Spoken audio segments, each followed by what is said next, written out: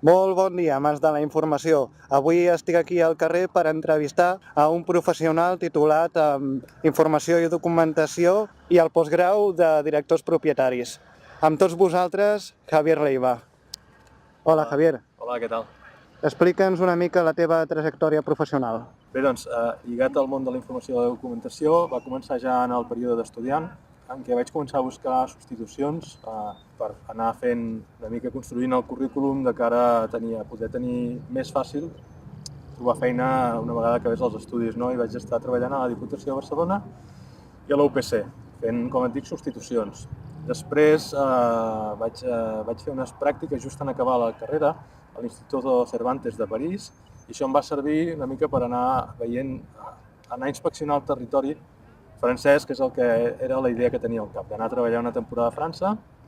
Va anar bé, vaig treballar al Col·legi d'Espanya a París, i mentre estava treballant allà em van oferir anar a treballar a Madrid a Fesavit, cosa que vaig acceptar.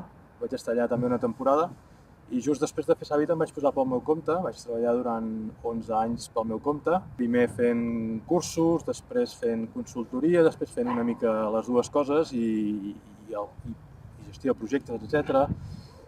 Fins que fa un parell d'anys o així vaig entrar a treballar novament laboralment, en aquest cas a la Universitat de Vic, on vaig fer director del projecte de transformació digital de la universitat, i on he estat fins fa molt pocs dies, en què he tornat a posar-me pel meu compte, en aquest cas novament com a consultor, formador, etc., en temes de tecnologia aplicada a l'educació, a l'aprenentatge i a l'ensenyament.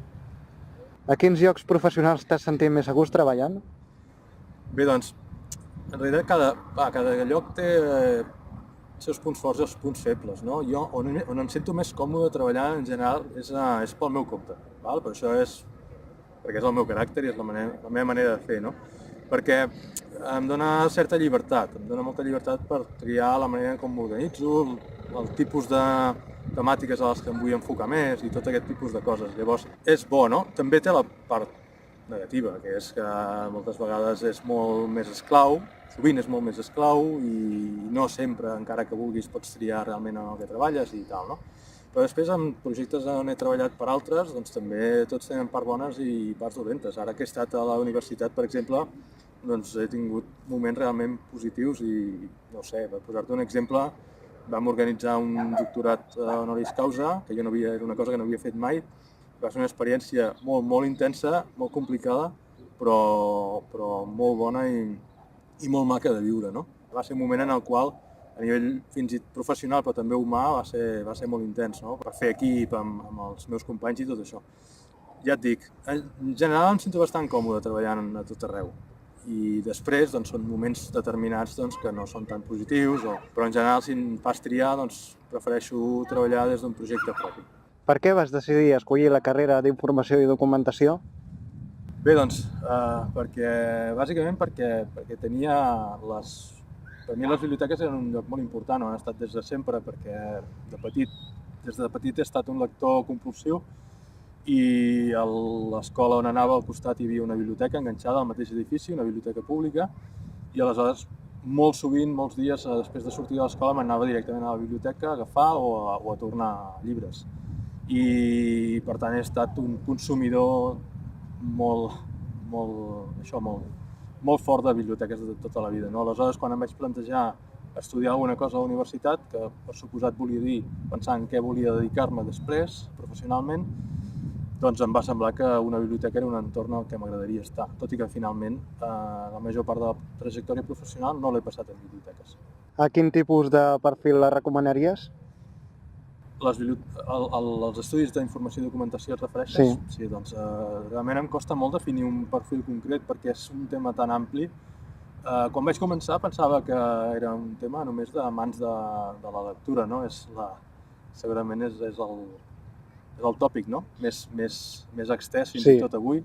I jo també vaig entrar una mica amb aquesta idea. Després vaig descobrir que era molt més que tot això, que podia ser molt més que tot això, no? I fins i tot després de sortir de la facultat, doncs el món s'ha fet molt més ampli en aquest sentit. Per tant, realment em costa molt definir un perfil concret de persona que es pugui decidir per aquests estudis.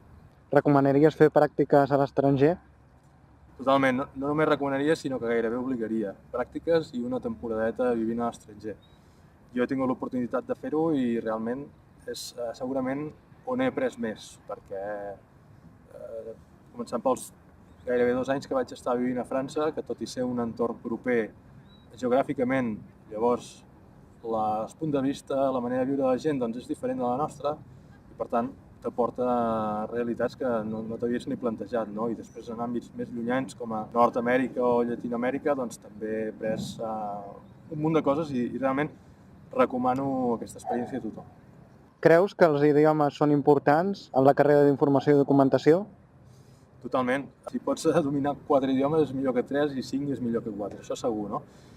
En general, ja no només en la carrera professional, però justament tenim una disciplina, com moltes altres, en la qual la literatura professional bàsicament és en anglès, o gran part d'ella és en anglès, i per tant, ni que sigui per consultar i per aprendre, és imprescindible dominar, en aquest cas l'anglès, però també podríem parlar el francès i altres llengües, no?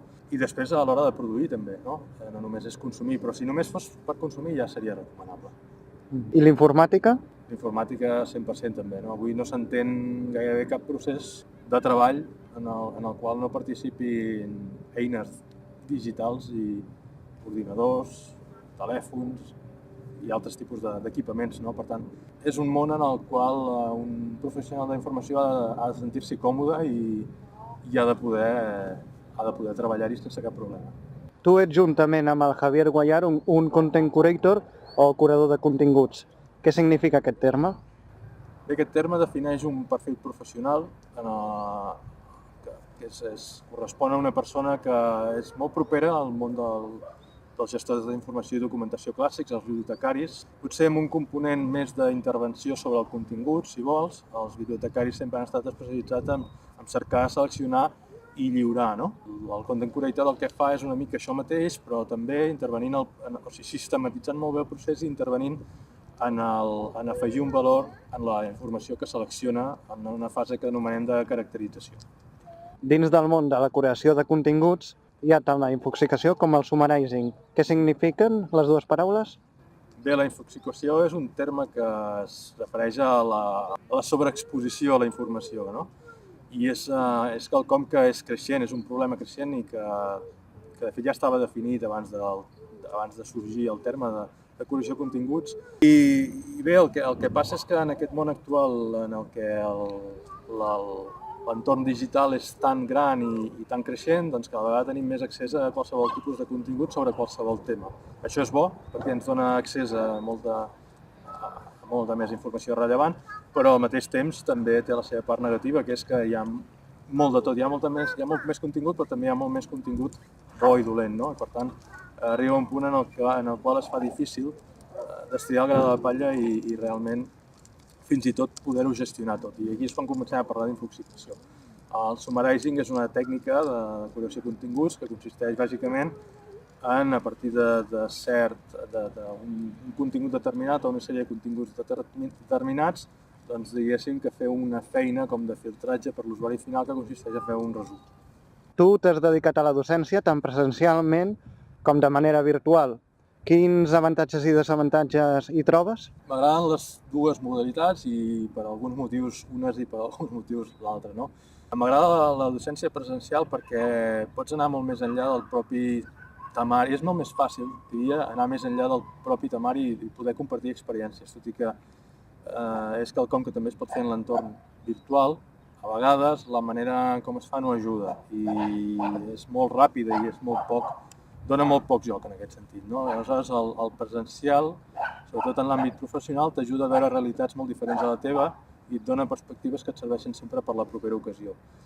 Per altra banda, l'online també et permet integrar eines que et donen joc per integrar metodologies que potser de manera presencial són més difícils. I en aquest sentit també m'agrada, no? I també et permet, per suposat, fer classe a gent de tot el món, d'una manera molt més senzilla que presencialment. Per tant, no sabria per quina decidir-me. És veritat que ara faig més online que presencial.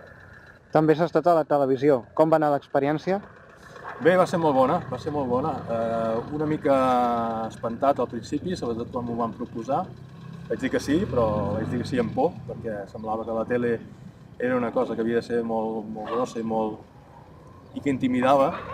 Després, a la veritat, no va ser tan complicat. És veritat que al principi estava nerviós, però realment després tampoc va ser, una vegada començat, massa diferent doncs, de l'entrevista que estem fent ara o de parlar, potser més fàcil fins i tot que parlar davant d'un auditori de 300 o 400 persones. No ho sé, realment va ser una experiència bona que repetiria.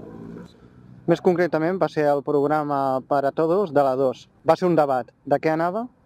Era un debat sobre les biblioteques i el seu paper en la societat actual, no? Que intentava acostar una mica la realitat d'aquests equipaments. A més, era un programa generalista per tot tipus de públic i, per tant, des d'una perspectiva molt de divulgació. I això precisament crec que és bo, perquè acosta les biblioteques a la societat, que és on precisament han d'estar. Creus que el canvi a l'era digital ha sigut positiva o negativa per les biblioteques? Per mi és totalment positiva, perquè no li treu funcions i en canvi n'hi afegeix d'altres i li afegeix noves maneres d'accedir i de donar accés al contingut, a la informació, que és precisament el que volen les biblioteques, no? I més en general, els professionals de la informació tenen un camp molt més ampli professional per recórrer. Per tant, per mi és completament positiu. També has escrit diversos llibres. Com ha sigut l'experiència? Bé, a mi escriure, igual que llegir, també ho he fet bastant compulsivament des de sempre. És una activitat que em permet, que m'ajuda molt en els processos de reflexió propis, no? I a l'hora de planificar-me i a l'hora d'explicar-me i tot això, no? Tot i que és veritat que he fet classe i ara m'hi trobo molt còmode, al principi no era gens natural amb mi, no. A mi em feia, per exemple, tenia molta por a posar-me a parlar davant de la gent i en canvi mai m'ha costat escriure i compartir això amb la gent, no? Aleshores, fins i tot des del punt de vista llunyà a un llibre, doncs crec que és una activitat que sempre m'ha aportat molt. I el pas següent, que era publicar llibres, doncs és important, primer perquè és una manera de mostrar a fora de manera condensada el que has fet i també és un procés, el mateix procés d'escriure un llibre et permet a tu mateix estructurar coneixements que tens i que no sempre tens tan estructurats. Jo et vaig conèixer gràcies a un professor del meu grau, ja que ens va ensenyar el teu canal de YouTube. Per què vas decidir crear-te'l? Bé, en un primer moment només era un tema pràctic d'emmagatzematge de vídeos, perquè jo vaig començar a viatjar força per feina i aleshores gravava petits vídeos durant els meus viatges professionals, però també de turisme i de tema més personal, i alguns d'ells els publicava al blog. Aleshores, no era fàcil publicar-los al blog perquè un vídeo pesa molt, no? I aleshores YouTube era, en aquest cas, una plataforma que em permetia guardar els vídeos i després publicar-los al meu blog. Més endavant ja vaig seguir treballant en el tema i vaig veure que el vídeo realment era un format de contingut que tenia molt més potencial. I és aleshores quan ja vaig crear un canal més dirigit realment amb propòsit en si mateix. Alguns projectes que tinguis en ment? Bé, doncs, a banda de temes de docència que faig i que estic aparaulant ara, lligats a màsters, per exemple, postgraus, etc., doncs estic treballant en alguns projectes de consultoria lligats, per exemple, a temes de certificació digital, d'insígnies digitals, de temes d'aquests tipus lligats a adquisició de competències i tot això, i després d'incorporació d'eines digitals a la docència presencial també. Llavors, com que ara fa poc que he canviat d'etapa professional, doncs no són temes que estiguin tancats, no? Perquè és molt recent, realment, començar a fer això, però alguna cosa està mig encaminada i jo crec que serà les properes coses concretes que faci noves. Finalment, a quines xarxes socials et poden seguir? Bé, compte en tinc totes, perquè les provo, bàsicament, però realment a nivell regular doncs se'm pot trobar a Twitter, se'm pot trobar a Instagram, estic a Facebook, totes amb Javier Leiva, tot junt normalment, i després, per suposat, el canal de YouTube i, en fi, algunes altres eines, però aquestes serien les principals. Doncs bé, ara ja ho saben. Doncs moltes gràcies per la teva atenció, Javier. Gràcies a tu, Andreu. I que vagi tot bé. Molt bé, gràcies.